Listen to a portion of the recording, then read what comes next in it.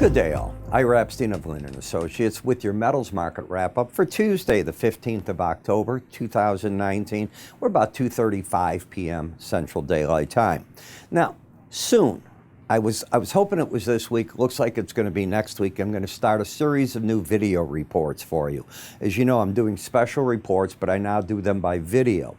We want to put counters on it as to how many people are looking at them, and I'm going to be limiting the free amount of them unless you're one of my paid subscribers. You'll get a free look, but not on every one, is how it's going to work out.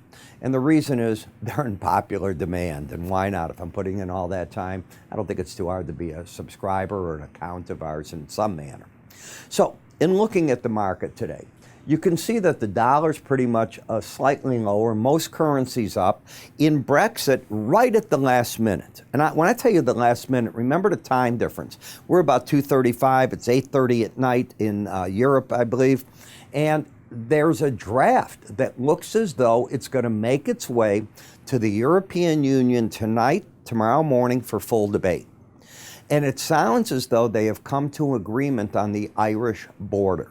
Now, I haven't seen it, obviously, so I don't know. I know what I read in the news. But that's a good piece of news. Can it make it through it? Can Mr. Johnson do what Miss May didn't do? Then we're looking at a stock market today that is strong. It's the first day of the earnings season, and lo and behold, most of the banks did great numbers, most. Goldman Sachs did not, but you got to understand they have a big stake in Uber, WeWork, so their numbers are a bit skewed there.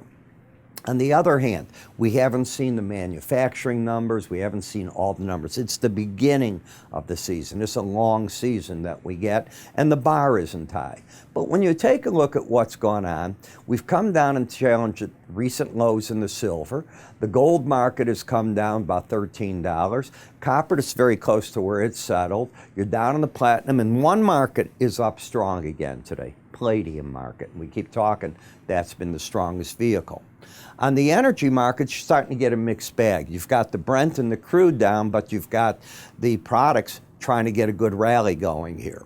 So let's go, if we could, to the weekly chart of closes. And as I said before, and I'm not going to change what I said, you're in a corrective state. You still have upside bias. I determine bias by the relationship of the close of the market to the 18-week moving average of closes on a weekly chart. And if your market wants to continue breaking from here, about $10 lower, the 1469.50 area. The last quote, 1479.5 on the weekly charts, not the December chart. Here's the December goal. And when we look at it, the market is caught right in this whole range from this high to this break low. That's what the market has been doing, and it's a whip back and forth.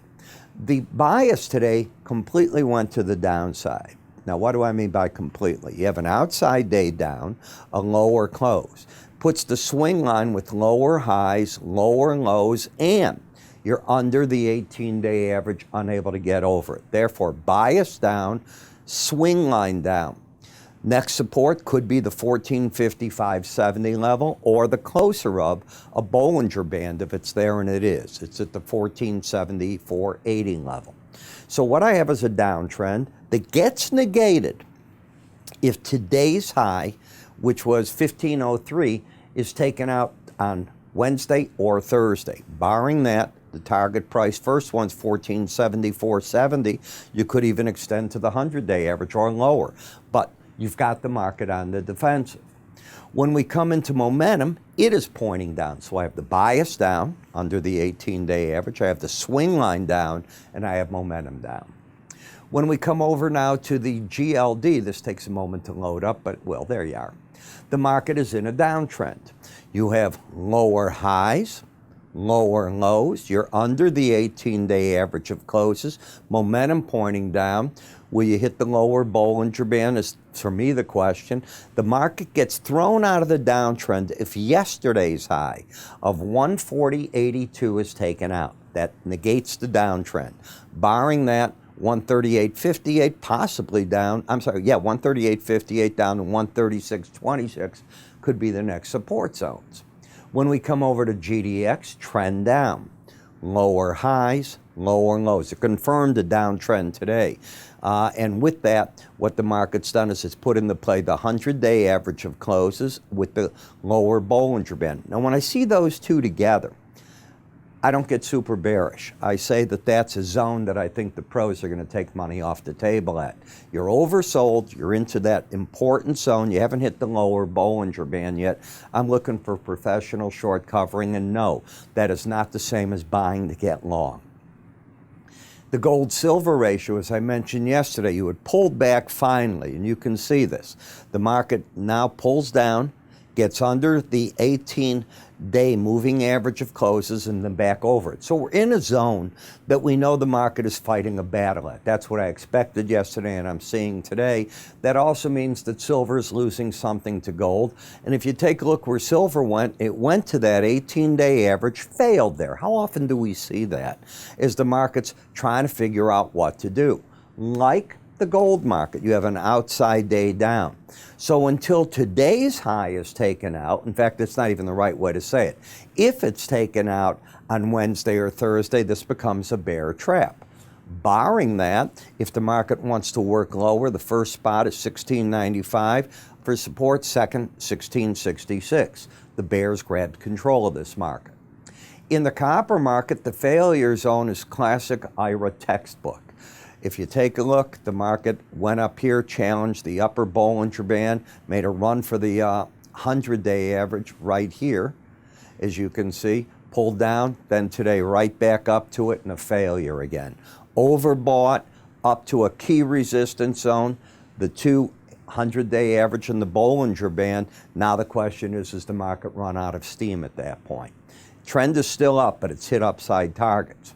Platinum joined the bear parade. You've had this correction, and now you've got lower highs, lower lows, putting into play the potential, doesn't mean it has to get there, of 872.30 down to 858.10. What negates this?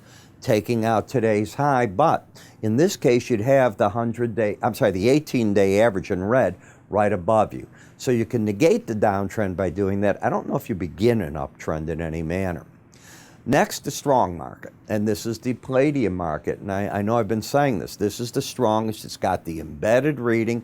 I do not recommend ever buying over Bollinger Bands or selling under Bollinger Bands. Do I think the pros are taking some money off the table? I do. First real challenge of the upper Bollinger Band, even with the embedded reading. But I also say until this reading gets lost on pullbacks, the pros should be stepping forward on that chart. We'll see if I'm right. And in the dollar index, I'm just getting continued sell signals here. And it's interesting that we're getting those as real interest rates are climbing. And I realize everybody wants the Fed to do something at the end of the month, and I read the reports how often and how many people are predicting that. I don't know. I think a lot depends on what the Fed thinks of this U.S.-Chinese trade pause or whatever it's going to turn out to be. Do they have to fire one of the bullets in the gun? That's the big question. And how many bullets will they have left? There's so much to be known there. But in the meantime, we have lower highs, an outside day down, putting into place the potential to get to the first Bollinger Band hit, the trend down, bias down, oversold market. Take out today's high, you put in play the 18-day average, and then we'd see what would happen on that.